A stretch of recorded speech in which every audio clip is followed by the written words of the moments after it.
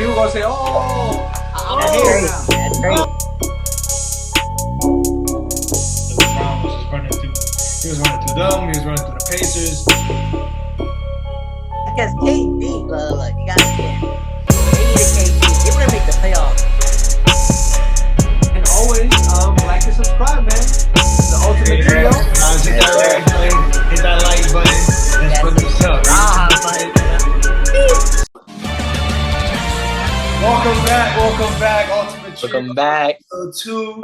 Up to my left, we got Anthony Munoz. Underneath me, we got Donis Cruz.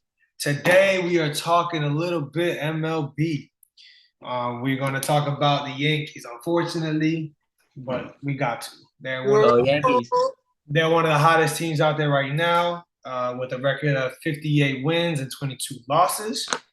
Now, the take that we're going to talk about today is if the Yankees can break the most wins in a single season, which is 116 by I believe is the 01 Mariners. The Yankees would have to win 117 games to obviously have that record. We're going to divulge into a little bit, see if we believe the Yankees can do it. Now, my personal opinion, I don't think the Yankees can do that. I believe there will be a 100-win season. Don't get me wrong. Their offense is crazy. Their starting staff, they can pitch. They have a great bullpen. They do strike out a lot, which I feel like will bite them in the butt eventually. But I just don't think they're gonna win 117 games. In order to do so, they'll have to win 59 games and lose only 23 in the second half of the season. They also have one of the 12th hardest schedule from here on out, and they have, I believe, 82 games left. So the 12th hardest schedule in the league, the Yankees can do it. They're all clicking on all cylinders, but I just don't know if they'll put it all together for 117 wins. So I'm gonna let my partners here give their opinions, and let's see what happens. See what they say. I agree. I agree with Rodwell. I say no. They are highly explosive offense, but they do strike out a lot. Their division is stacked. The Boston Rays. They played Boston, I believe, 16 times. They play Toronto 13 times. They played the division 36 times. And they have the Astros, the Cardinals, the Mets, the Twins, and the Brewers. That's 14 games. They play, so I don't think they got it, and I don't think they're worried about the record. I think they just want to clinch home field for the playoffs, and then they're gonna lay down, and they really just want to win the World Series, so they don't want to get injured. So they're gonna just rest them once they clinch it. That's my opinion for it. Well, I highly disagree with both of you two. Obviously, in sports, nothing is sure, right? We can't, nothing is definitive. But at the end of the day, I mean, you guys are saying that they're in. Well, at least Adonis said that they're in a tough division, but they've been in a tough division for the beginning half of the season, and they've still been doing this. I see that they have some tough games coming up, but in their tough schedule, the biggest part of their tough schedule is that they have 16 games left against Boston. Mm-hmm. Not like they have a whole bunch of games against other really good teams. They got 2 against the Astros left, 4 against the Mets, and 3 against the Brewers, which is in the toughest of their opponents. Then the big bulk is against Boston. Boston usually, plays us pretty tough, or we play each other pretty tough, whether the teams are good or not. That's just how that is. But something that I'll go on as well is that their easiest games are not just like easy games. They're like really easy, because if you look at these teams, they have the Oakland A's, the Cincinnati Reds, Kansas City, and the Pirates. These are like they gotta be. I gotta check the standings, but they gotta be not like just like a midway team. No, these are bottom 10 teams, maybe bottom 5. Heck, these are like really bad teams. But what about the Toronto? What about Toronto? Well, They played them 13 times. Well, they don't play Toronto anymore, Adonis. So you got to check your facts on that. So, They don't play Adonis. so Sorry, they don't play Toronto anymore. So they played Toronto a few times already. And we dominated them. We figured out Alec Manoa. But anyways, 15, 59, and 23, what Toronto said in the beginning that they have to go. What did they do in the big? What are they right now? 50 and 22. So yeah, basically, they had the same season. Yeah, same second half season as the first one. yeah, basically. So, and the thing that's a bonus for them is that they have 13 days off in these remaining days. Now, we don't know how the weather is and what they're gonna have to do, but at least as the schedule till now, they have at least the All-Star break that's included in there, and that helps them. So, that's why I disagree with you guys on there. I don't know what you guys have to say about that. Baseball is just it's not like any other sport. Sport you can go out there, you can just manpower your way into a win. It's still 9 innings of baseball. Like, you got to go out there and you got to play 27 outs.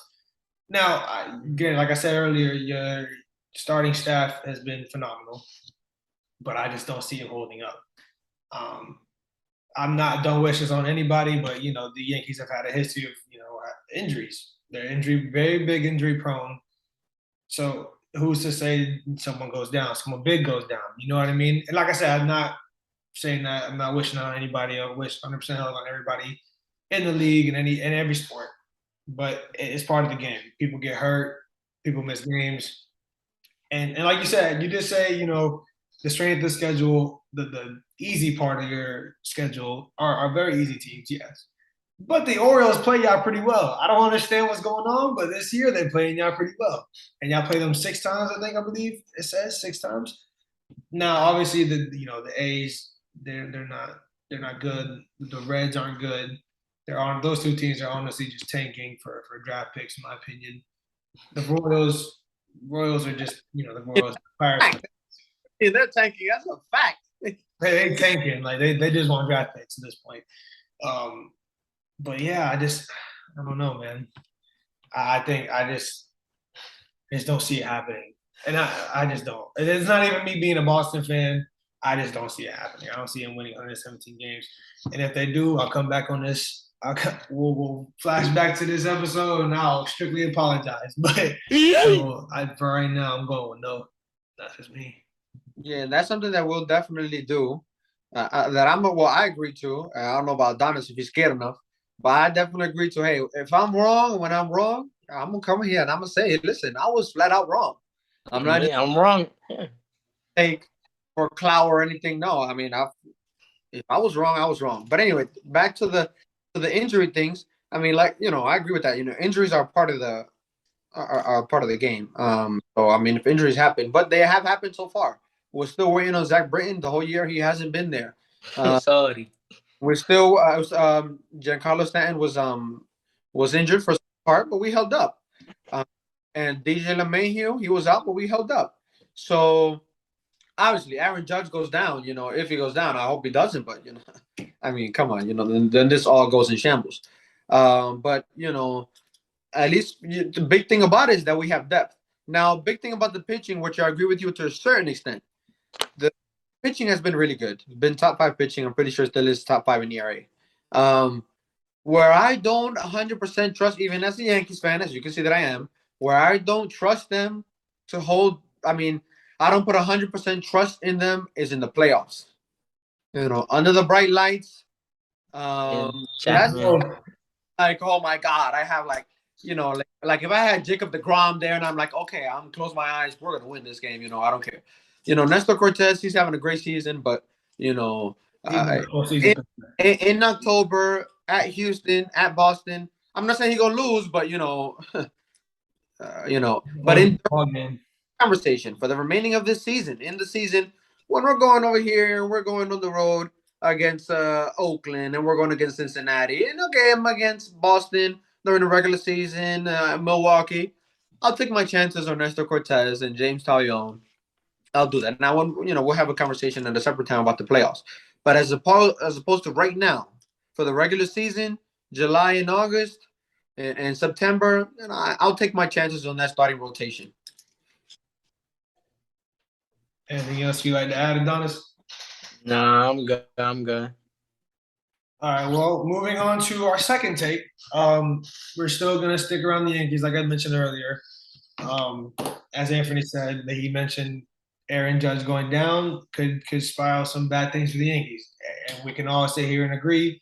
Aaron Judge, the heartbeat, the strength, the IQ, the brains. He's everything for the Yankees right now. Now, with that being said, he's going to be restricted free agent at the end of the year. Now they've already offered him, I think it was 230 for 8 years at the beginning of the season before opening day. He rejected it. Now my thing is, will the Yankees be able to sign Judge? Will they have the capital to sign Judge? And in my opinion and what I can see in their payroll, I just don't see it. You already have two $300 million players on your payroll, unless you get rid of one of them, which I doubt they get rid of Cole. And from what it seems like, they're not going to get rid of Stan. So you're going to have $900 million on tied up into three players. Like, you're not going to be able to build around that. You're not going to be able to assign other players to help contribute. You're not going to be able to build a bullpen, build the 6 other positions out there. Right here, Garrett Cole is making $36 million for the next, I think it's 6 more years, and he's 14% of the payroll. Stanton's making 29 this year, and then he's making 32, 32, and 32 the rest of his contract.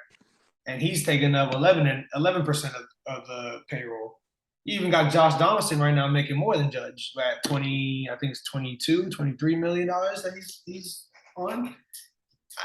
Unless you get rid of some of that, some of those not greedy, but some of those players up there that are taking majority of this capital, I just don't see them being able to afford them.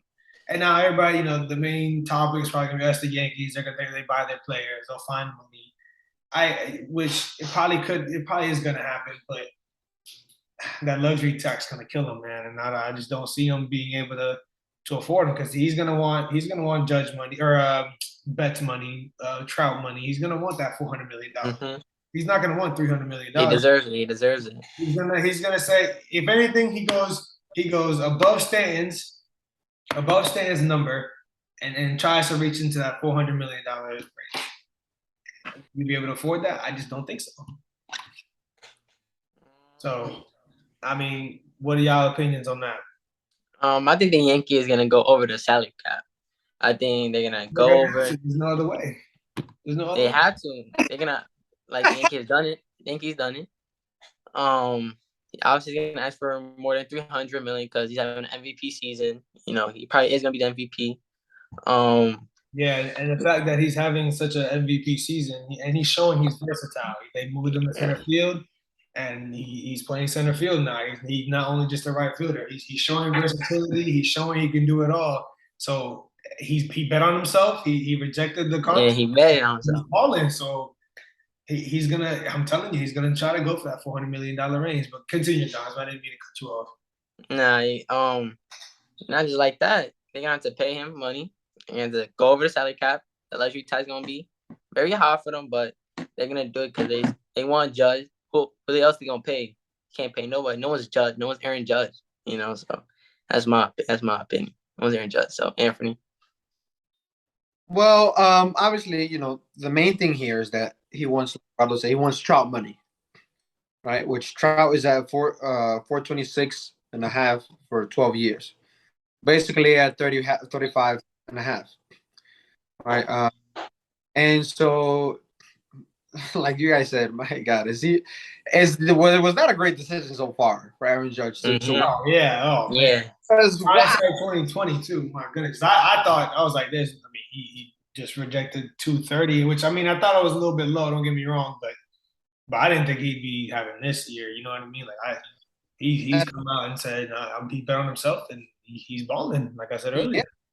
And I'm a Yankees fan, but at the beginning when he declined it and I saw the numbers, I was like, I don't know, Judge, you're coming in on 30 years old. You came up to the show a little late.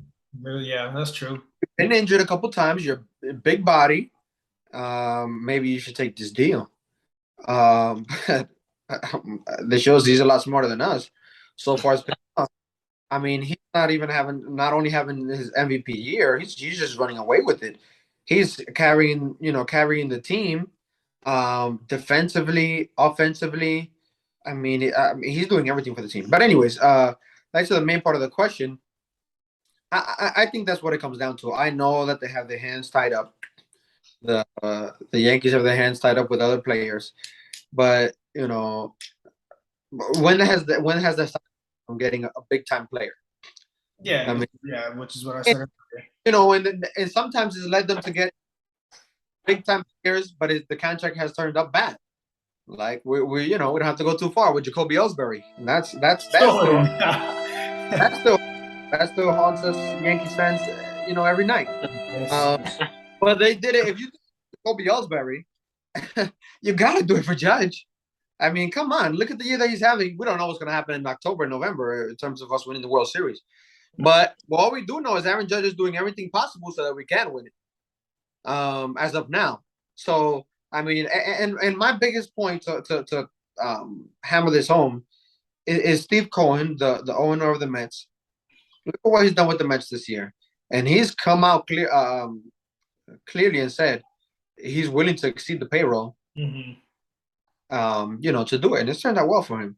So you're not gonna have the Mets, the little brother in Queens, doing this and paying all these players and having DeGrom and having Scherzer and having Lindor and having all these players and paying all these players, and the Mets doing as well as they're doing, and the Yankees, not in it or letting Aaron Judge walk. And letting Aaron Judge, we don't know if we don't want to get that far as Yankees fans, but letting Aaron Judge possibly walk away to Boston to the Red Sox. You are no way letting Aaron Judge to your rivals. Hey, So Tom, go ahead. Ain't no way, boy. Sweet thing time. Go ahead, sign that Aaron Judge. Throw him over there, right field. The vibes.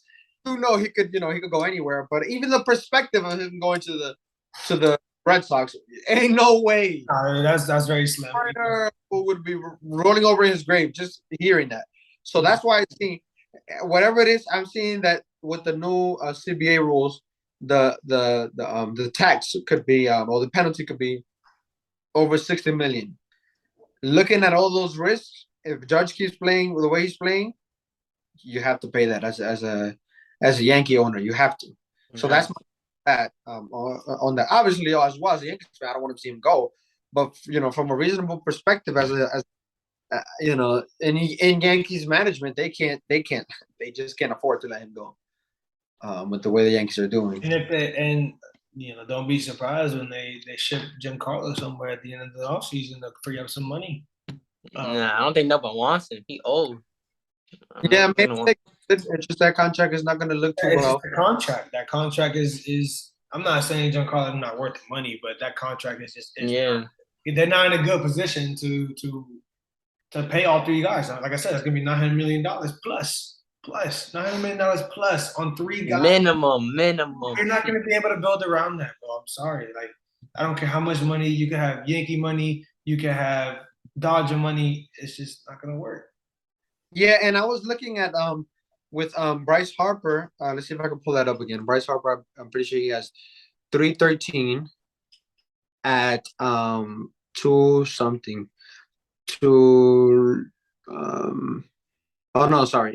years at 330 million. That puts him at 25 million a year.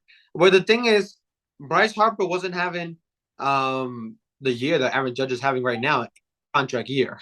He was not. I mean, he was good, but he was not having this kind of year. So that all works in favor. And you look at the at what they had to pay Harper, and they still gave it to him. They took some time to do it, and maybe the Yankees will take some time to do it as well. But when the Yankees look at this, and the Yankees look at the Mets are doing, and the Yankees look at what they did with Bryce Harper, I don't think they have much of an option. Yeah. Well, everybody, you got comments, you disagree with what we're saying, or you agree with someone else, leave comments down below. Let us know. We want to interact with our fans. We want to, be able to hold conversation with y'all. Don't forget to like and subscribe. We've got more episodes coming up. We understand NBA Subscribe. agency is going crazy right now. Don't worry, we'll hit all those. Stay tuned. Keep coming back. We're gonna keep doing this for y'all. Stay tuned, guys. Remember, we know NFL season is coming up too. So, hang in there. We're going to get to them NFL episodes as well. Like Rado said, NBA free agents, there's a lot going on. We're not going to miss a beat. So stay tuned. And let us know you want to shout out in the comment section. We'll shout you out. All right? Like and subscribe. Ultimate people, we out here. You know the vibe. Yes, go Sox. Go Sox.